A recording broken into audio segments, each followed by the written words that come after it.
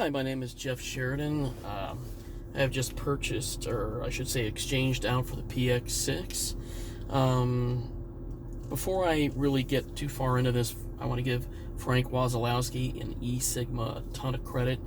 I learned so much from them because what they did on their online videos that helped me out tremendously in everything that I needed to do here, and even some of what I'm going to show you today. I'm not trying to step on their toes or steal their thunder or anything, but there are a couple of things that I can perhaps maybe help with, being I'm a little bit of a geek as well, but I do not have their expertise when it comes to installing whatsoever.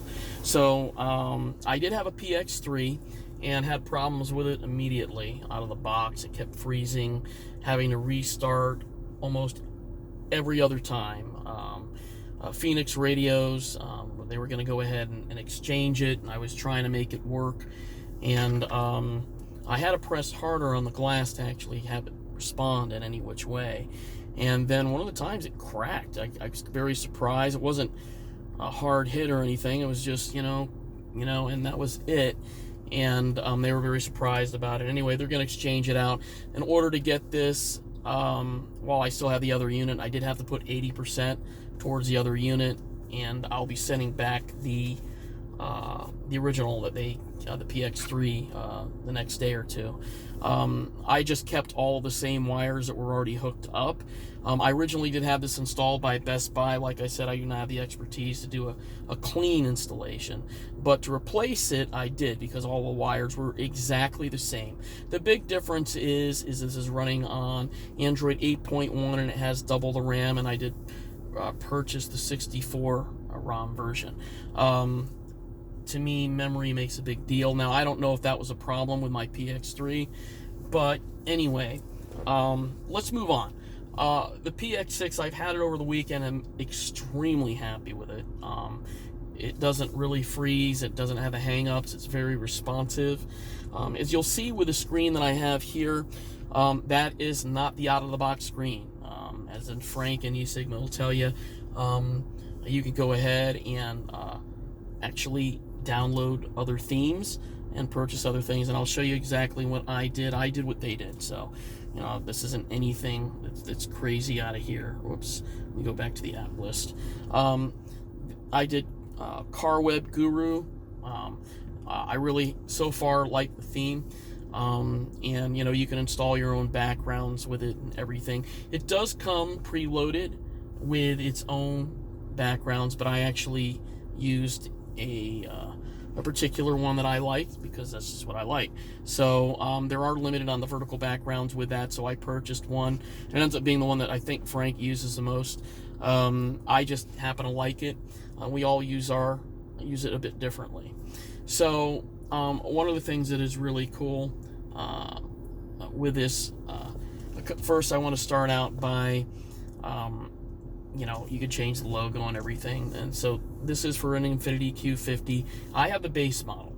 So if anybody was curious if this will work with the base model, it does. I don't know why Infiniti doesn't put this in their cars. Well, I think it's all about profitability. I mean, I love the car, but it's night and day. I mean, so a couple of things here before we go over some of the features. I want to run into a couple of things that maybe Frank or Esigma did not touch upon. First, go into settings. So make it even a little bit quicker than what it is. Go into more settings, and then system, and you have to hit developer options. Now you see I already have it set up like that, but it does not come like that. So you go into about tablet, then build number, and then you'll hit it until it says you are already a developer, but you continue to hit it, and then it'll say then you are a developer, and then you'll have this option. So when you go into developer options, you can do this on any Android device. It can be your phone, your tablet, or this. Okay, so the thing to do is I'm going to throw my glasses back on. I can see great at distances, but I cannot see anything to read, and that's how I mess something up, and I'm going to go into that in a little bit. Window animation, transition animation, and animator duration scale. They are all set at animation scale one time.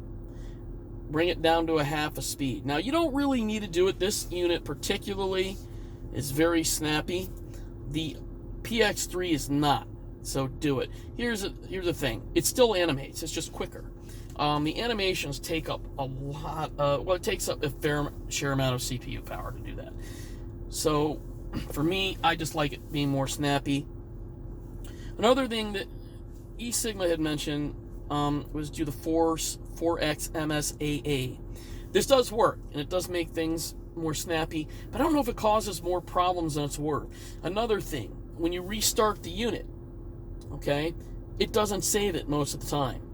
So then you're having to go back in here and redo it. I can certainly say with the PX6 you don't need it. It helps with the PX3, but I had a lot of problems with that unit, so I don't know if that was the cause, but I'm not going to mess with this, just mainly because I have already tried it, and all you have to do is do that, and then restart your but the next time your unit restarts, that'll be gone. So for me, it's not needed for this unit. The PX3, it may be worth it, but you'll have to go in every time. But definitely reduce the animator scales in all three areas. You do this with your phone, your tablets, any Android device.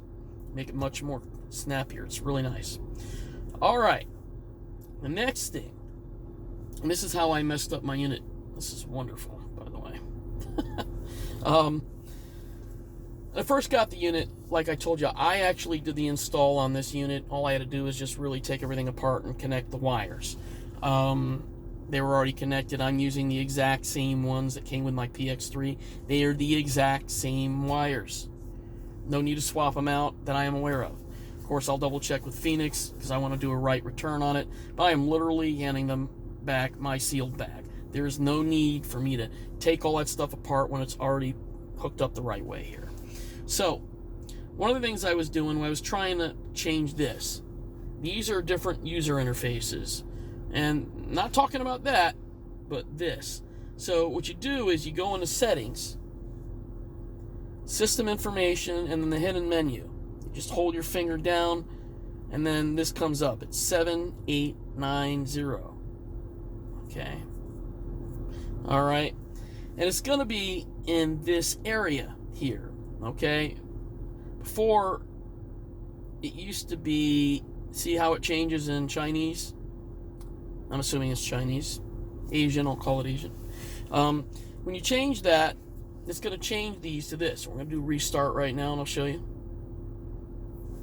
It takes a little time to restart. I'll see if I can fast forward that through the video.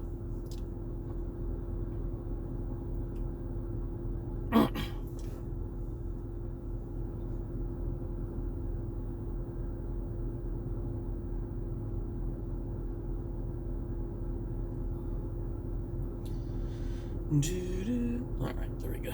All right. By the way, I do love this screen. That's Sharpie. You can replace that with another image if you wanted. It's up to you. I like it for now. If I see something better, maybe I'll replace it later. Now, this is the original looking screen. It's a little bit different. Okay. See all of that lights up. All right. So, I'm going to show you something. When I first did the install on this unit, I tested everything but InTouch. So I'm going to go to InTouch here. That comes up. So I didn't test it. All right. Just want to show you it does work fine. You know, everything is connected. Well, no phone's connected, I guess. Currently, or whatever. It sees my phone. In other words, it works fine. Okay. I really don't use the InTouch anymore. I make sure it is on what needs to be on. But I didn't test it. So when I went to go ahead and change these user interfaces, okay, I'm going to go back into settings, system info, hold it down, 7890. And when it was like this, before I used to have to hit this arrow to change it. And it didn't do anything. So I'm like, well, it's a different unit. Maybe it's not. Technically, it really is not exactly the same. You know, they did. It is on Android 8.1 compared to 7.1, which makes a huge difference. Which I'm about ready to go over a few things here. So I figured, oh, airbox baud rate, I don't know. I'm thinking, okay, that's how it comes, like canned version. So I changed this. I think I changed one of these, and I don't remember which one I changed. Okay, but so I changed that, didn't realize it. We're going to save and reboot, and I lost the functionality on the InTouch. I'm not sure which one of them does it. Okay, then I changed the other one. I'm like, oh, those don't match. And then I lost the functionality on the air conditioner and the middle knob. And I'm thinking, I didn't realize what happened initially, because I went through the settings and I didn't really mess with much. I'm like, I must have accidentally hit it or something. I changed the car type. That didn't help. I think I changed it from a Chevy to a Ford or Chrysler. I can't remember what it is. And then it does change certain things, the way it looks. But anyway, so here we go. This thing boots up so much quicker, by the way. So I go into InTouch. And let's see here. It's not working. Perfect. That was the one that I think originally changed. All right. I'm like, oh man, did I miss a button back? Did I miss a wire back there? Did it come undone? I mean, I didn't think I missed a wire, but I thought it maybe come undone. I was really adamant about having that in there. So anyway, went back there.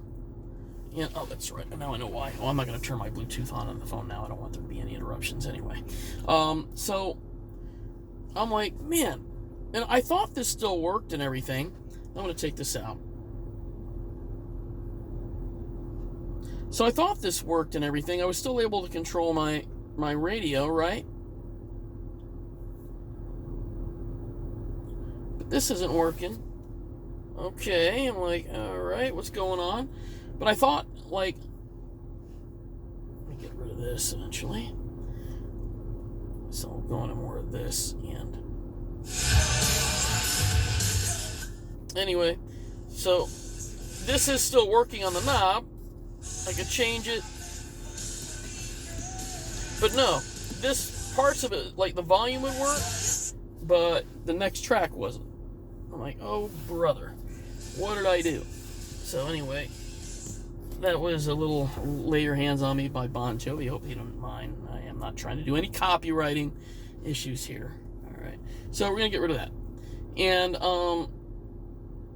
so I was going nuts. I reached out to Phoenix Radios, and of course it's holiday weekend this weekend. And went back into that.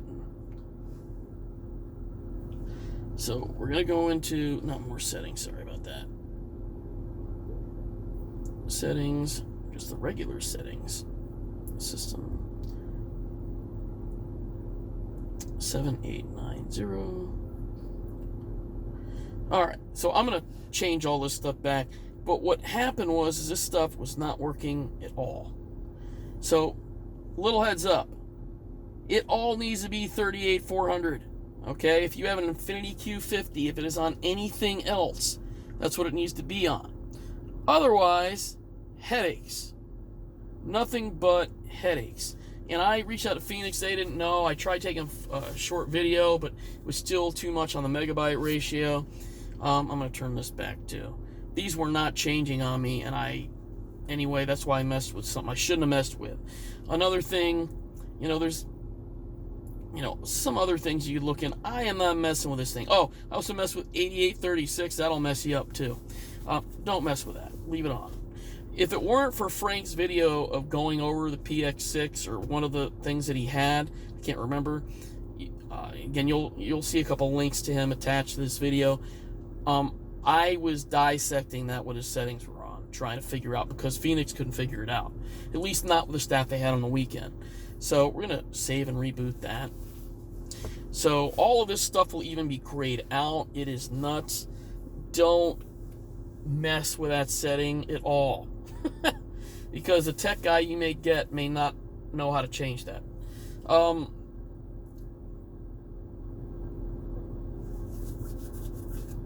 Let's see here. All right. It's just rebooting. La-da-da.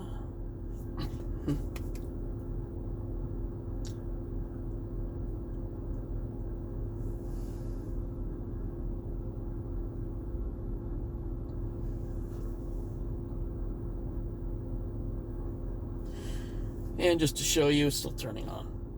See, everything now works fine. If I go back into InTouch, go to main menu, see it's now working. So if I were to see, it's doing all that stuff. It's working fine. Okay. Again, I don't have my Bluetooth on right now. I didn't want to have any interruptions while making this video, but another time. All right, so get that out of there. I'll show you also. Now, I'll go back into Mr. Jovi here. If I go to the next track, whatever I have lined up there. Anyway, that's it. Don't have any copyright issues with him. So, you know, everything is working on the center knob as it should. All of these things are now working.